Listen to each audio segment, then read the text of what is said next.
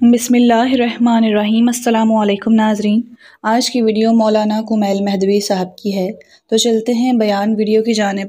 مختصر سا عمل دیکھتے ہیں اور مولانا صاحب کا یہ بیان دیکھتے ہیں۔ یہ اتنی خاص الخاص بات ہے۔ حضور مکرم جا رہے ہیں، امیر المومنین تشریف لا رہے تھے، امیر المومنین نے سلام کیا، السلام علیکم یا رسول اللہ۔ ابن عباس سے روایت ہے، یعنی رسول اللہ کی زندگی میں وہ ظاہری حیات کا واقعہ ہے۔ حضور جواب دیتے ہیں وعلیکم السلام یا امیر المومنین۔ رسول اللہ کہہ رہے ہیں مولا علی کو، اے امیر المومنین آپ پر میرا سلام ہے۔ تو ابن عباس نے کہا کہ یا رسول اللہ آپ نے امیر المومنین علی کو چچا زاد بھائی ہونے کی وجہ سے کہا یا کوئی اور مسئلہ ہے؟ کہنے ابن عباس جب میں گیا معراج پر تو جنت کا کوئی دروازہ ایسا تھا نہیں کہ وہاں پر امیر المومنین علی کو کہہ کر سلام نہ کیا۔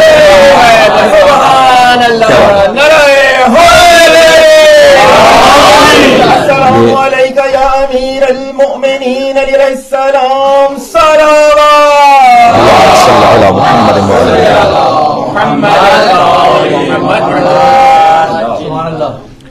دیکھیں ذرا غور کیجیے گا، میں چاہوں گا اگر آج وقت بچ سکا تو میں اسے کچھ عملی مثالوں کے ساتھ جوڑ سکوں کہ جب ہم امامت کے عقیدے کو مان رہے ہیں تو آج اس کا کیا ثمرہ ہے۔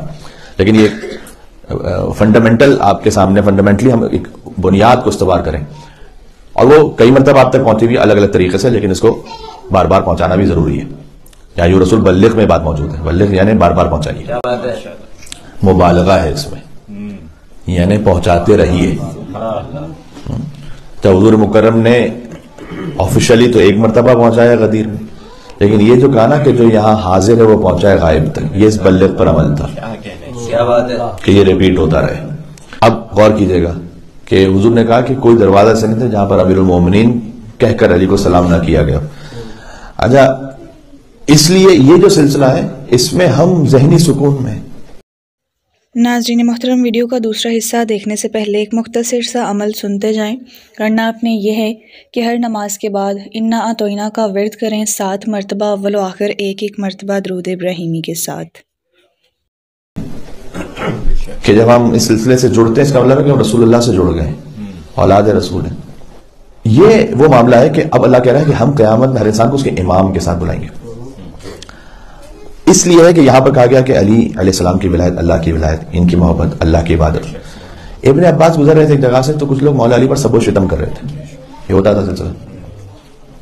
ابن عباس وہاں سے گزرے تو ابن عباس نے ان سے کہا کہ میں کیا سن رہا ہوں کہ تم اللہ پر سب و شتم کر رہے ہو؟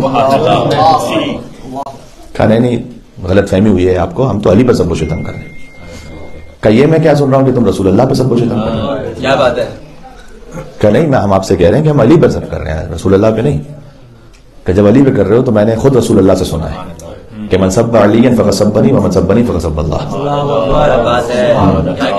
جس نے علی کی حرمت کو پامال کیا اس نے میری حرمت کو پامال کیا، اور جس نے میری حرمت کو پامال کیا اس نے اللہ پر سب و شتم کیا۔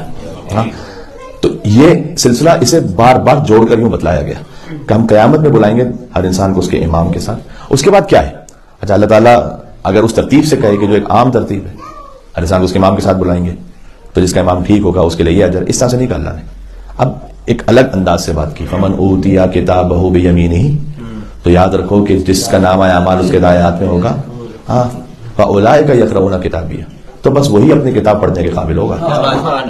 یہ کیا مزاج ہے؟ فاولئک یقرؤون کتابیہ۔ سورہ حاقہ میں بھی اللہ تعالیٰ نے کہا ہے فاما من اوتی کتابہ بیمینہ، جس کا نامہ اس کے دائیں ہاتھ میں ہوگا وہ کہے گا ہاں اقرؤوا کتابیہ، پڑھو پڑھو پڑھو، بک آف ڈیڈز میری پڑھو۔ جیسے کہ آج کوئی رزلٹ آتا ہے آن لائن، آج کل سسٹم میں آن لائن رزلٹ اناؤنس ہوتا ہے، تو جو ڈسٹنکشن سے پاس ہوا ہے جس کو فخر ہے کم از کم اپنے رزلٹ پر، وہ فوراً اسٹیٹس اپڈیٹ کرتا ہے انسٹاگرام پر۔ مطلب کیا ہے؟ پڑھو۔ واٹس ایپ پہ اسٹیٹس کیوں کرے گا؟ کیونکہ وہ ساری دنیا دیکھے اسے فخر ہے۔ تو اللہ تعالیٰ کہہ رہا ہے کہ جس کا نام اعمال اس کے دائیں ہاتھ میں ہوگا وہ کہے گا ہاں اقرؤوا کتابیہ، دیکھو میری کتاب، کیونکہ اس کو فخر ہے، وہ کہا کہ دیکھو میری کتاب پڑھو، میری کتاب پڑھو۔ اللہ اکبر۔ اور اللہ تعالیٰ نے یہ بھی کہا ہے ہاں اقرا کتابک، یہ عام لوگوں کے لیے کہا ہے، تم خود دیکھو اپنی کتاب، ہاں کفا بنفسک اليوم علیک حسیبا، آج خود ہی کافی ہو تم اپنے حساب کتاب کے لیے، ہمیں ضرورت نہیں، چیک یور سیلف۔ ٹھیک ہے، اس لیے کہ خود انسان کے اعضاء گواہی دے رہے ہوں گے، اب اس کے بعد کیا ضرورت رہ جائے گی؟ کیا اور ضرورت رہے گی کہ وہ اور فیصلہ کریں؟ ٹھیک ہے، تو اللہ تعالیٰ نے کہا کہ ہم امام کے ساتھ بلائیں گے، اور پھر جس کا نام اس کے دائیں ہاتھ میں ہوگا، سورہ حاقہ میں کہا کہ وہ کہے گا میری کتاب پڑھو، اور سورہ اسراء میں یہ کہا فاولئک یقرؤون کتابیہ، وہی اپنی کتاب پڑھنے کے قابل ہوگا. ولا یظلمون فتیلا، اور کہا ہم ذرہ برابر بھی ظلم نہیں کریں گے کسی کے اوپر. ہاں، ہر انسان خود اپنے اعمال کا ذمہ دار ہے، رحم کریں گے، ظلم نہیں کریں گے. اس کے بعد یہ وہ ہو گیا کہ جس نے امام کی پیروی کی، تبعیت میں آیا، جس کا نام دائیں ہاتھ میں. تو دوسرا گروپ کون سا ہے، اسے کیسے بیان کیا؟ اب میری نیکسٹ آیت، وَمَنْ كَانَ فِي هَٰذِهِ أَعْمَىٰ فَهُوَ فِي الْآخِرَةِ أَعْمَىٰ. اور یاد رکھو جو اس دنیا میں اندھا تھا وہ آخرت میں بھی اندھا ہوگا. یہ ایک دوسرا گروپ بیان ہو رہا ہے. جو اس دنیا میں اندھا تھا وہ آخرت میں بھی اندھا ہوگا. تو پروردگار یہ کون ہے؟ ہاں، جنہیں امام نظر نہیں آ رہا تھا اپنا، اللہ تعالیٰ نے کہا وہ اندھے ہیں. تو جو دنیا میں اندھا تھا آخرت میں بھی بغیر امام کے ہے، امام برحق کے بغیر ہے، اندھا ہے وہ آخرت میں. یہ وہ آیت ہے کہ جس سے آیت اللہ محسن الحکیم نے سعودی مفتی کے سامنے اس قرآن کے باطن کو ثابت کیا تھا.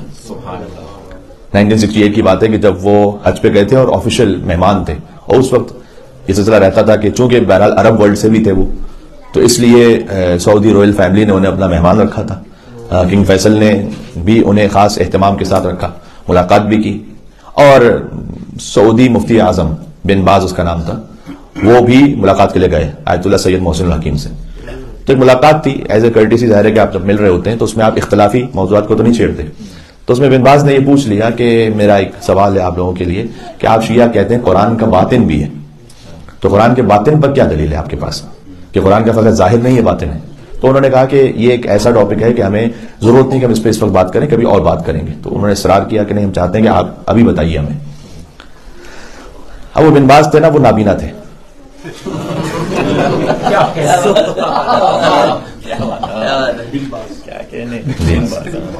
نام بھی یہی تھا ان کا، ہے نا. باز آتے نہیں تھے اپنی حرکتوں سے، لیکن نام یہی تھا. تو انہوں نے چونکہ وہ نابینا تھے تو انہوں نے جواب دیا کہ دیکھیں معاملہ یہ ہے کہ اگر آپ قرآن کے باطن کو قبول نہ کریں تو آپ کو یہ ماننا پڑے گا آپ قیامت میں اندھے اٹھیں گے، آپ خود اندھے اٹھیں گے. کیوں؟ اس لیے اللہ تعالیٰ نے سورہ اسراء میں کہا من کان فی ھذہ اعمیٰ وہو فی الآخرۃ اعمیٰ. تو اس دنیا میں اندھا ہوگا تو آخرت میں بھی اندھا ہوگا. تو اگر ظاہر کو لے رہے ہیں خالی تو پھر نابینا ہے آپ تو قیامت میں بھی نابینا اٹھیں گے.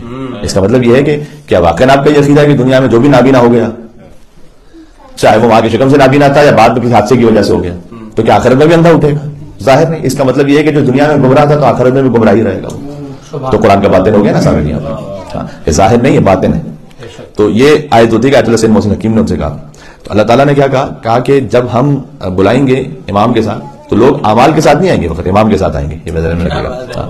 اور اعمال اسی کے چیک ہوں گے جس کا امام ٹھیک ہوگا. ماشاء اللہ، جزاک اللہ. بہت خوب آج کی اس ویڈیو میں مولانا کمیل مہدوی صاحب نے بیان کیا ہے. امید ہے کہ آپ کو پسند آیا ہے. ملتے ہیں کسی اگلے عمل اور بیان کے ساتھ، تب تک کے لیے اللہ حافظ.